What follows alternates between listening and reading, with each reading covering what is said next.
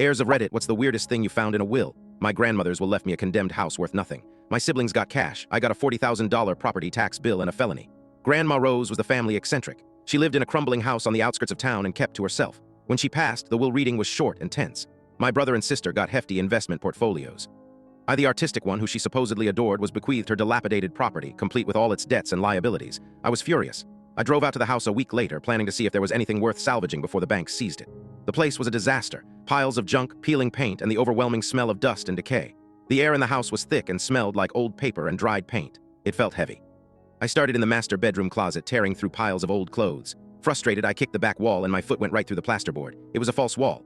Behind it was a door sealed with a simple padlock. My heart started pounding. I found a crowbar in the garage and pried it open. It wasn't a closet, it was a room. A small, climate-controlled room meticulously organized, and it was filled with art. Sculptures, paintings, ancient pottery, all carefully wrapped in plastic. On a small desk in the corner was a leather-bound journal and a letter addressed to me. My hands shook as I opened it.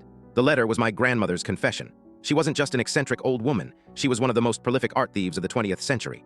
For over 50 years, she had traveled the world, lifting priceless artifacts from museums and private collections.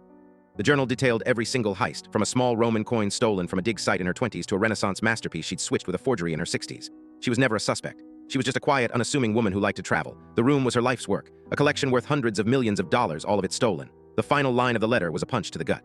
"They're all stolen, darling," it read. "And now they're your problem, don't get caught." I sat down on a dusty crate, surrounded by a fortune I could never spend, a legacy I could never acknowledge. If I turned it in, I'd be an accomplice. If I kept it, I'd be living in constant fear. My siblings called, gloating about their money, asking if I needed a loan. I just looked around the secret room at the silent, beautiful, stolen things.